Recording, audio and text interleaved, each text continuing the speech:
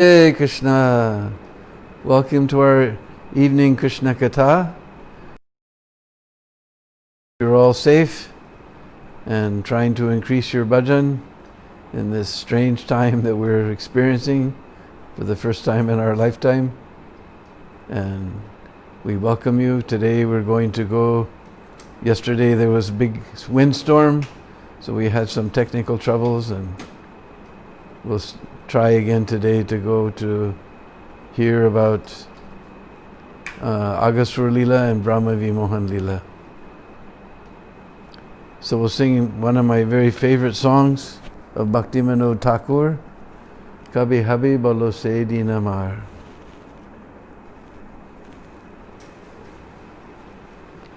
Kabhi Habhi Bolo Se Deena Mar, Kabhi Habhi Bolo Se Deena Mar.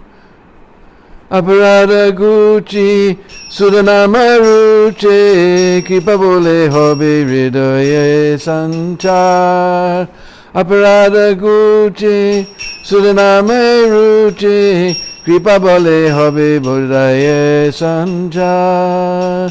Kabhi Habhi Bolo Se Deena Mar, Kabhi Habhi Bolo Se Deena Mar. Trinity Kahina Kabhi Nijamani Saisnuta Guna Hridayete Ani. Trinity Kahina Kabhi Nijamani Saisnuta Guna Hridayete Ani. Sakale Manada Apani Amane Hoyasvadivo Nama Rasa Sar. Sakale Manada Apani Amane Hoyasvadivo Nama Rasa Sar.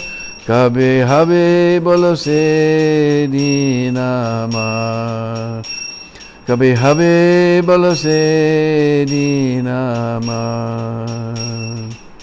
Danajana Ara Kabita Sundari Bolibo Na Chahi Deha Sukha Kori. Danajana Ara Kabita Sundari Bolibo Na Chahi Deho Sukha Kari. Janme Janme Dao Oe Gora Hari Ahai Tu Ki Bhakti Charane Tomar. Janme Janme Dao Oe Gora Hari Ahai Tu Ki Bhakti Charane Tomar. Kabhi Habhi Bolo Se Deena Mar, Kabhi Habhi Bolo Se Deena Mar. Koditi Sri Krishna Nama Ucharana Pulaka Deha Gad Gad Bachana. Koditi Sri Krishna Nama Ucharana Pulakita Deho Gad Gad Vachana. Vivarni Vipatu Havisangatana Nirantara Netri Babe Asrudar. Vivarni Vipatu Havisangatana Nirantara Netri Babe Asrudar. Kabhi Habhi Bolo Se Deena Mar, Kabhi Habhi Bolo Se Deena Mar. Kabhi Navadvipe Suradunitate Gora Nityananda Bole Niskapate. Kabhi Navadvipe Suradunitate Gora Nityananda Bole Niskapate. Nache Gaiya Herai Bochute Batulara Prayacharya Vichar. Nachi Gaiya Berai Bochute Batulera Prayacharya Vichar.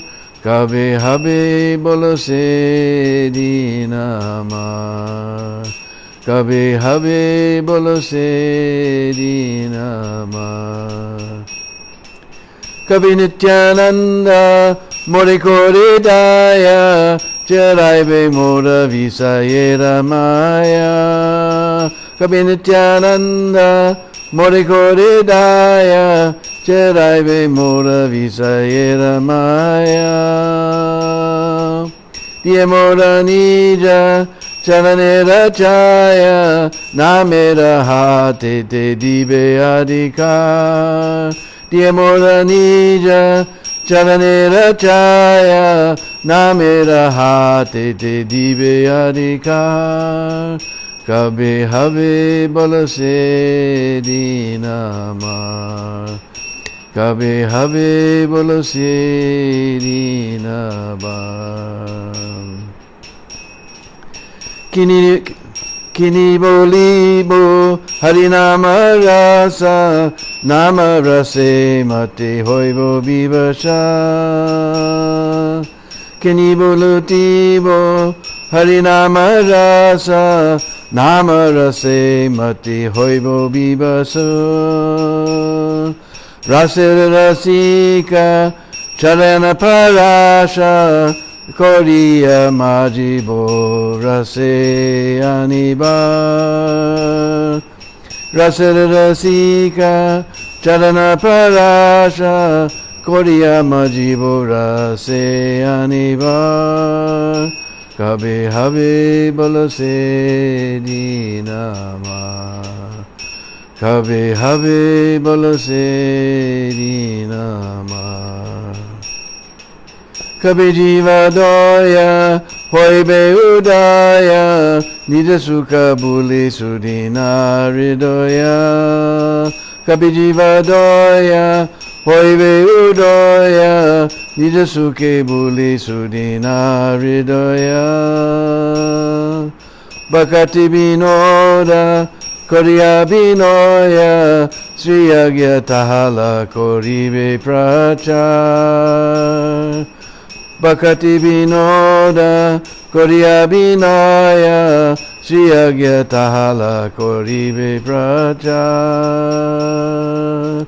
Kabe have bolase dinama Kabe have bolase dinama Kabe have bolase dinama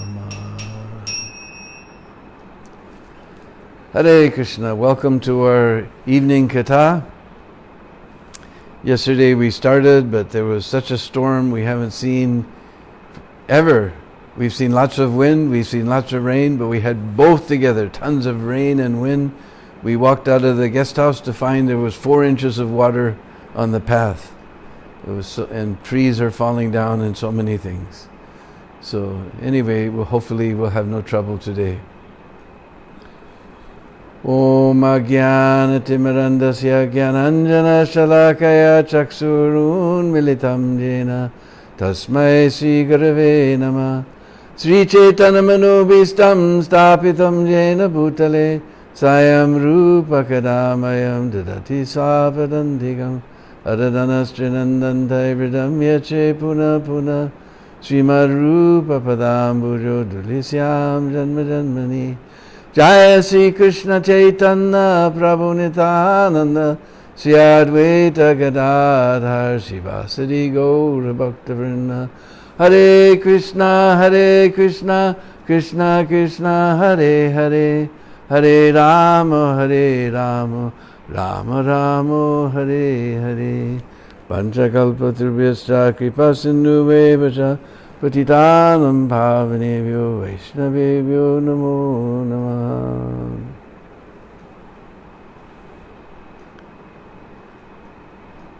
So not far from Nandagat there's a village called, now it's called Sapoli, but the original name was Sampoli, and Samp means snake. So this is the place where Aghasura appears. So one day the cowherd boys were going through the forest having a grand old time. Krishna would run ahead and one cowherd boy would the other cowboys run. I will be the first to touch Krishna. No, I'll be the first to touch Krishna. They have a competition to who could come and touch Krishna. And somebody stole a lunch bag of one cowherd boy, handed it to another, who handed it to a third. Then that boy who realized his lunch bag was gone came running after. They threw it to another boy. Like this, and decorating themselves with the leaves and twigs of the forest and feathers and red pigment that they found in the forest. They were enjoying their wonderful pastimes in the forest, herding the calves. So, instigated by Kamsa, there was one demon named Aghasura who was a huge python. He took on a form that was 8 miles long. And he opened his mouth on the path with his lip touching the sky and his lower lip on the ground. And he appeared just like a huge mountain cave. And all the cowherd boys came along with Krishna. That particular day Balaram didn't come, so we can know this pastime happened on Balaram Purnima, because Mother Rohini had kept Balaram behind for some special ceremony for his birthday. So all the cowherd boys, they said, what is this? Is this a huge mountain cave? Or is this a big snake? What is going on here? His teeth appear like mountain peaks. His tongue appears like a highway. His breath is very foul. It's very hot. But it's so enormous, it looks like a mountain cave. Maybe this is a demon, one said. Anyway, if it's a demon, Kana will kill him just like he did so many other demons. Yeah, Kanaya will save us. So before Krishna could do anything, they all climbed into the mouth of the demon and went inside and fell unconscious in his belly. And Krishna was standing there watching this whole thing happen. Even he became bewildered for a few minutes, just amazed at the workings of his external energy. Then Krishna considered what to do, and the demon was holding his mouth open. He was waiting. He was the brother of Putana and Bakasura, so he wanted to avenge the death of his siblings. So then finally Krishna walked into the mouth of the demon, and all the demigods in the sky, they were watching this pastime. They all began to cry, alas, alas. Did you ever hear anyone call alas, alas? I never did, but anyway, all the books say like that. So, but then that demon, as soon as he saw Krishna walked into his mouth, he wanted to close his mouth, but he found himself completely inert. He couldn't move. He was unable to move his body in any way. And Krishna began to expand within his throat until he was bigger and bigger, and the snake couldn't breathe, and his eyes were bulging from his eye sockets, and he was completely suffocating like anything. And finally Krishna expanded so much, bam! His life air burst through a hole in the top of his head and remained shining like a brilliant sun in the sky. Then Krishna, with his merciful nectarine glance, he glanced over all the cowherd boys, and they were all revived. And they all came out. And as soon as Krishna came out, that dazzling effulgence in the sky merged into Krishna's body. And all the demigods began to chant, Jai, Jai. And they were beating on drums and blowing horns. Woo! And the Brahmins began chanting Vedic hymns. Everyone was amazed that even though this demon had attacked Krishna, but because he was fully thinking of Krishna, he was given liberation. Of course, that was impersonal liberation, merging into Krishna's form.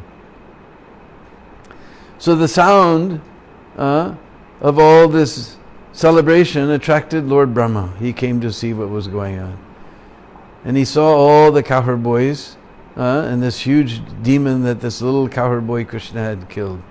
He had heard something that the Supreme Personality of Godhead was now performing his pastimes on the earth, but he had some doubt. Meanwhile, the cowherd boys all came out. They looked at this big demon and they thought this will be a nice place to play later on.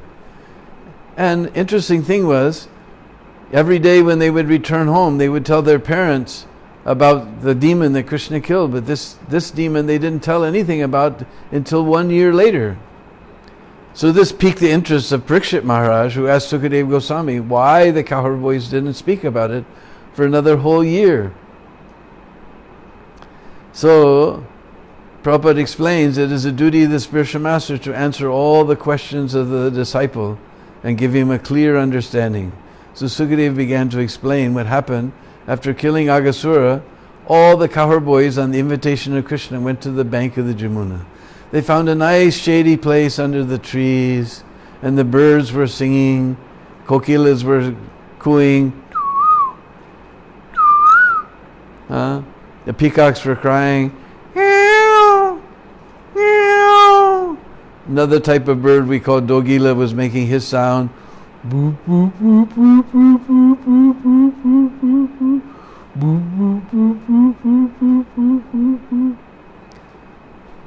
The waterfowl were making their sounds.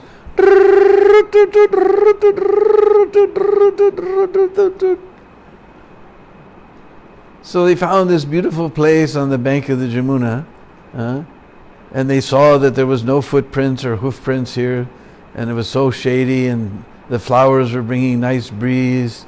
They thought this is a nice place. They all had little cowherd sticks. On the end of their cowherd sticks, they had their little bags tied. So everyone sat down. First, there was the most intimate friends of Krishna, who were all dressed in reddish garments. Then there's the next circle was next intimate friends of Krishna, dressed in orange. The next intimate friends were dressed in yellow. Then there was green. Then there was blue. Then there was violet. And after a while, there was myriad rings of cowherd boys sitting around Krishna.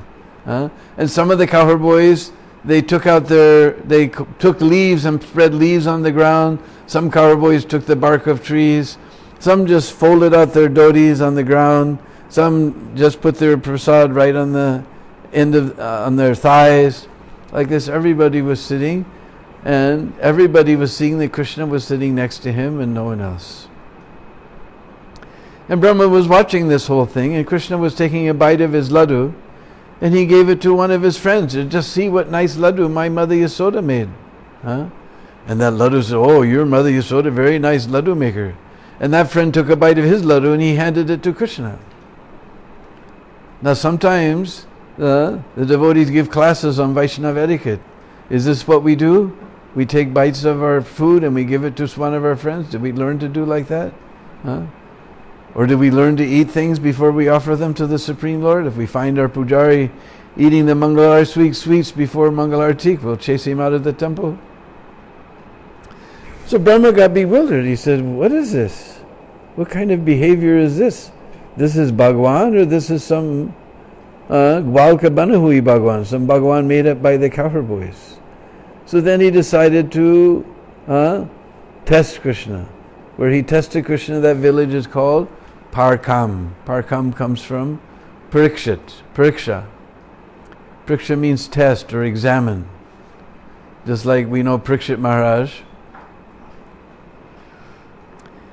He saw Krishna within the womb, so he was always examining everybody he met. Is that the same person I met within the womb? So his name, because he was Pariksha, doing exam, and he became Parikshit. And all the children, when it's exam time, you all say, "Oh, Pariksha, Pariksha, Pariksha." So this place, Brahma decided to do some test. So the cowherd boys were all sitting around, enjoying, taking their lunch with Krishna. And the calves were eating by the bank of the Jamuna. And by his mystic power, Brahma made the grass seem more greener farther away, and all the calves wandered away, till finally Brahma stole all of the calves. Suddenly the cowherd boys looked up and they called out, "Krishna!" Because all fear is destroyed simply by singing Krishna's name. Krishna is feared even by the fear personified. So they were all frightened, but they called out, "Krishna, where are the calves?" And Krishna got up and he said, "Don't bother yourself." He's so devoted to his friends. He said, "Don't bother yourselves. I will go find the calves. You go on, don't interrupt your eating. You go on eating." Now, will we do like this? If our Guru Maharaj is there, he wants a glass of water, we'll say, "Yeah, Maharaj, go get it." Will we do like that? No. But Krishna was the supreme personality of Godhead himself. And he told the cowherd boys, all right, don't bother yourselves. You continue eating. I will go find the calves. Just amazing. We can't imagine if Gopal Krishna Maharaj was there and suddenly he gets up, said, where are you going, Maharaj? To get a glass. Oh yeah, go get it, Maharaj. We'll wait for you. No, immediately run and get the glass of water. But Krishna told all the cowherd boys, sit peacefully, I will find the calves. Then he went looking for the calves. He couldn't find them anywhere. And when he came back, what did he find? He didn't find anything. Even the cowherd boys were gone. Brahma had stolen all the cowherd boys and calves. But Sanatana Goswami in his Tika, in his commentary on this pastime, he says actually Krishna had kept all the original calves and cowherd boys by his mystic power and created some Maya calves and cowherd boys that Brahma took away. Other ones were kept by some Yoga Maya of Krishna. So then Krishna thought, uh-oh, then he understood this is Brahma. And he thought, uh-oh, if I go back to the village without the calves and the cowherd boys, I'll get in big trouble. So then Krishna expanded himself into all the cowherd boys and calves. Whatever colors they were, whatever marks they had, whether they were big or small, whatever mannerisms they had, just like some cowherd boys, they always had a habit of going like this. So that cowherd boy, Krishna expanded exactly like that. Other cowherd boy always rubbing his hands, so Krishna also imitated that. All the cowherds, they have mark on their forehead. The cowherd boy had mark on the forehead. And even the calves, whatever color they were, red, black, white, yellowish, spotted, whatever they looked like, whatever they were small or big, whether they have tilak on the forehead or stars on the forehead, exactly he expanded as all the calves and all the cowherd boys. And then he returned to the village along with all his expansions. Now all the cowherd boys were Krishna himself. So then when they got home, all the children, all the parents, they received their children and they were just overflowing with Vatsalya Rasa on seeing their children. They embraced them, they took them, gave them bath and fed them, enjoyed their company before bed, put them to bed. All the cows also began to lick the bodies of their calves and deliver milk to them in great ecstasy. In this way, nobody realized that this was not their son. Now I asked all the ladies out there, can you imagine you cannot recognize your own child? Because mostly ladies, if there's someone child cries, there may be 100 kids, but they immediately know that's my child. They recognize the cry. But nobody recognized that it wasn't their child. Even the cows, Krishna imitated the smells, because every cow knows her calf by the smell. Krishna even imitated the smells. Nobody knew. But this was a special pastime that Krishna formulated just because everybody was so feeling, we don't use it envious, but they were anxious that Mother Yasoda gets to feed Krishna from milk from her breast. So Krishna expanded as all the cowherd boys and gave every mother in Braj the opportunity to feed him milk from her breast for almost a whole month this went on. And nobody understood. And very funny thing happened. Ordinarily, the ecstatic love for the cowherd people for their children wasn't as great as it was for Krishna. Just like we all love children, but we love our own child more than others. But everybody in Braj loved Krishna more than their own child. But for 1 year, everyone's natural love began to expand, just like it expanded for Krishna himself, because all the cowherd boys were actually Krishna. And the same with the calves. Their affection for same with the cows. Their affection for their cows was ever expanding. And this was going on for 1 full year. When almost a year had ended,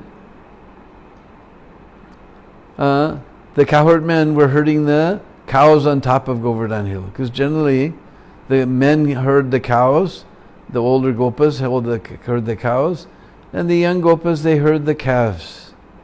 And they try to keep them separate so that they won't drink the milk. And this is almost 1 year, a few days less than 1 year. Suddenly, the cows on top of the hill looked down and saw their calves. And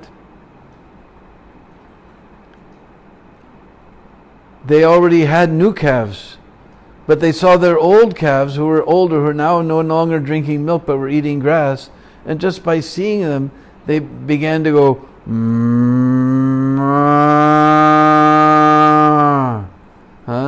and they all ran to the bottom of Govardhan Hill, just ignoring the rough paths. They were feet forward and backward together, and forwards and backward, milk bag going kaboing, kaboing, kaboing.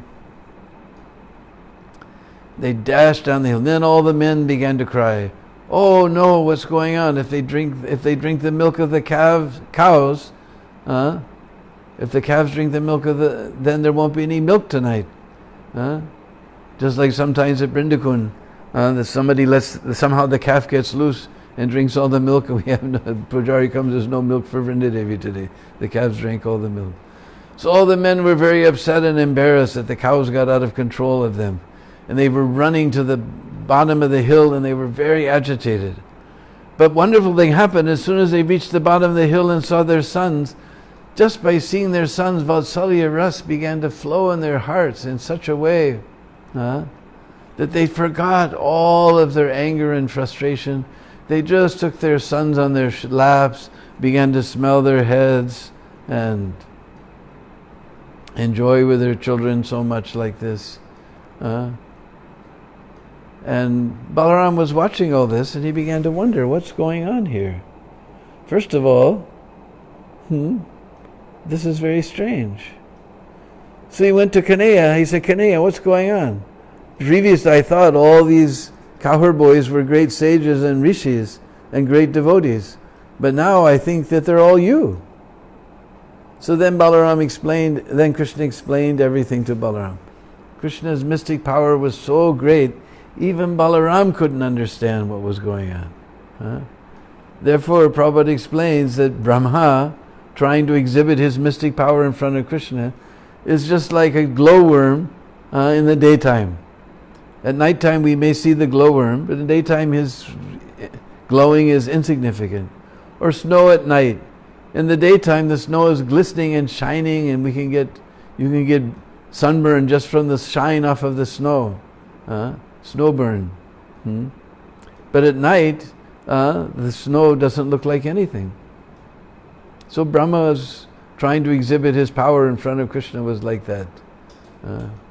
Another interesting thing is that these calves in the beginning, they were drinking milk from their mothers, but after a couple of months they began to eat grass.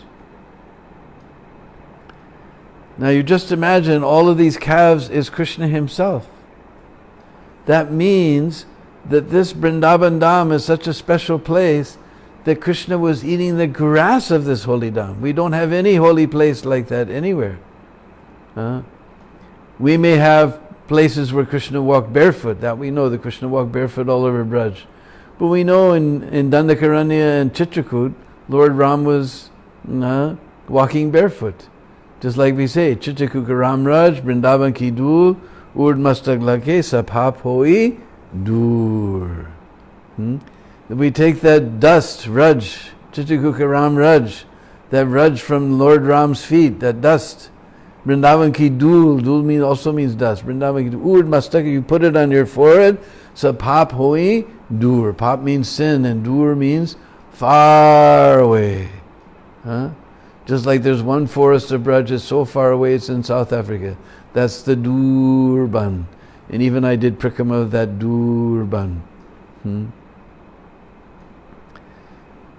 But there's no holy place you'll find where Krishna was eating the grass.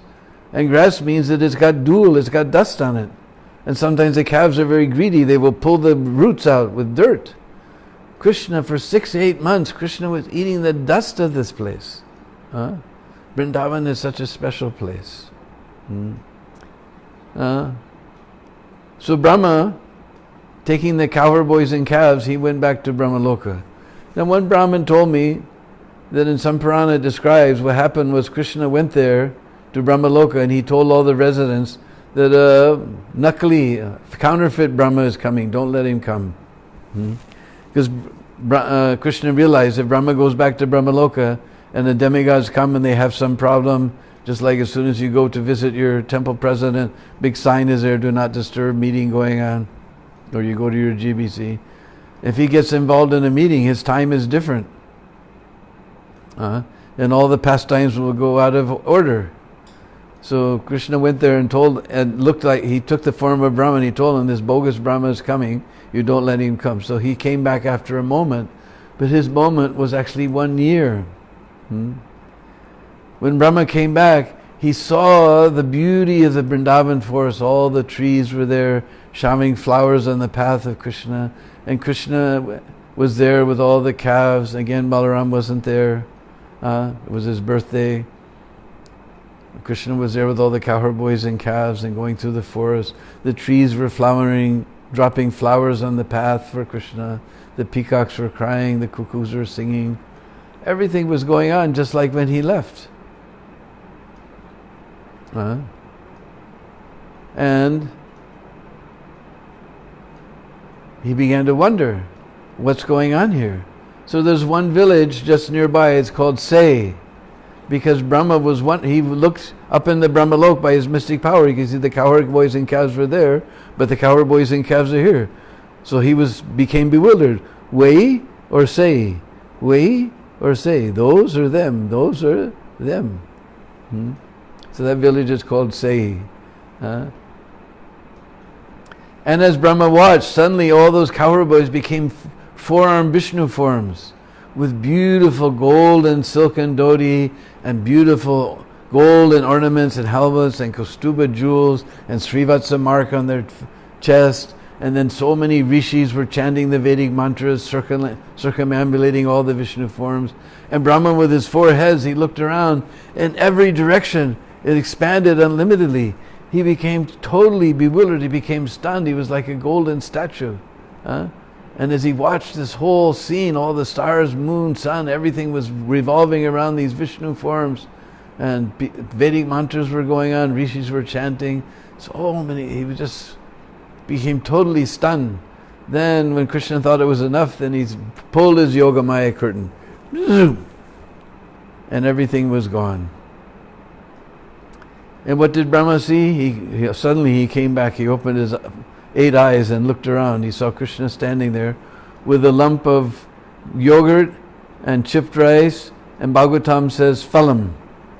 But the Brishbazis told me that one of their special favorite things is to put yogurt, chipped rice, and a special type of achar called tenti. There's a special bush that grows in Braj with not one single leaf and only sharp thick twigs and thorns. They're very bad thorns.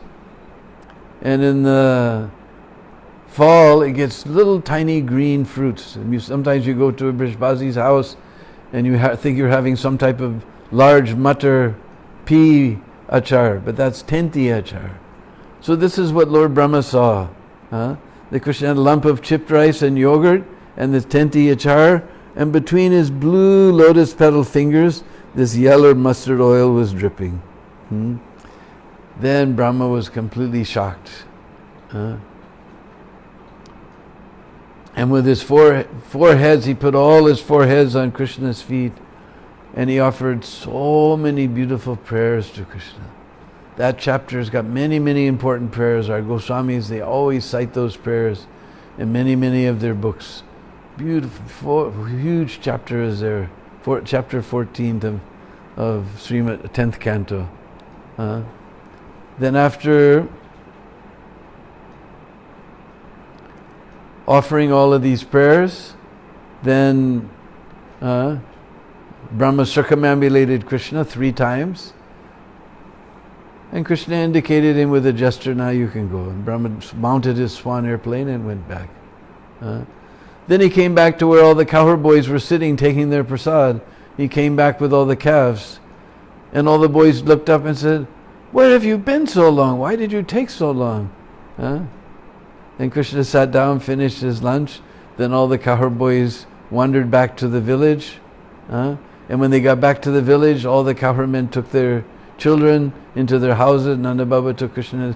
And all the cowherd boys started talking about this Aghasura pastime, as if it had happened that day. They walked by Aghasura. They saw this dried up body of Aghasura. They thought, tomorrow we'll play here in this big cave. So for 1 year they didn't, because they had been kept under special yogamaya of Krishna. So they didn't discuss this pastime for 1 full year. So one time we were with, many years ago, Radhanath Swami came to Vrindavan with 1,000 devotees. Now he comes with 7,000-8,000, but that was the beginning. And they had 1,000 devotees means 50 times 20 buses. And they had it all completely organized. I was they had the headquarters car in the front with Radha Krishna Prabhu, and he had his walkie-talkie, and we'd come to a turn, and then he would call on the walkie-talkie, the bus number 1, put a man out with the right arrow, and so bus number 1 making a right turn, putting down a man with the right arrow. They had this big car, Diskan Chopati, with the right arrow. And then we'd hear the walkie-talkie going, bus number 2 making a right turn, bus number 3, bus number 20 making a right turn and picking up the arrow man. Like that. It was organized just like the Indian Army. It was completely very well organized. So we went to Chirgat, where we had gone the other day. Then we were going to go to Say, which we just mentioned. And we were going down the path, and suddenly there was a T-junction, but there was a tractor parked right in the middle of the T-junction with all his crops, harvest dumped over the street so that we couldn't turn. So our driver just went straight. So all the buses followed us straight. And we passed a couple of villages, and I began to think, I don't recognize this way. I'm not sure. And suddenly the road became narrower and narrower. There was only enough room for the buses to go. There was no question of turning around or anything.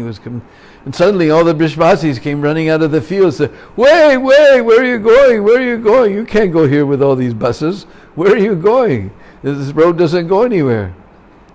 And we said, we're going to Say, you missed a turn 2 villages back. Now here we are with 20 buses on this narrow road. All the fields are plowed. If we go off the road, the buses we got 50 Vaishnavas in each bus. The buses will get stuck in the newly plowed fields. But just to the left of us, there was one field that wasn't plowed. So Radhakrishna got out with his walkie-talkie, said, into the field. So all the buses pulled into the field and lined up, one after another, then another road, one after another. They all turned into the field and turned around and lined up. And luckily there wasn't much difference in height between the road and the field. Suddenly the owner of that field came. Now if this was America, he probably would have brought a shotgun and said, hey, you get the hell out of here, blah! But this guy was in ecstasy. He said, 1,000 Vaishnavas came on my field. Now I know I'll get a great crop. He was so happy, he was dancing. He was in ecstasy. Now I'll get a good crop. 1,000 Vaishnavas have come on my field. So then we got all the buses into the field, then we pulled them back onto the road, and we went back and turned. So because of this delay, waiting for all the buses to park and then get going again, when you get to Say, we were going to Brahmakund. It was another part of this Brahma's Lila. So it was already very late, and from Say you have to walk 2 kilometers into the jungle. So we were out in the forest. It was already dark. And Maharaj gave class, and I gave class, and about an hour went by, the lights went out, we were just by flashlights. Then Maharaj started a kirtan. We're out in the middle of the jungle, out in the middle of nowhere, and he started this kirtan. Everybody was dancing wildly, and they were just shining their flashlights all around. It looked like the Family Dog Auditorium, where Prabhupada went with all the hippies. But these weren't hippies. these were very sophisticated people from Bombay. All the ladies with long silk saris and beautiful gold jewelry, and men with their silk dhotis and their pakka shirts, and they were all dancing like little children, flashing their lights all around. And for 1 hour we were just in ecstasy. It was amazing pastime in Say.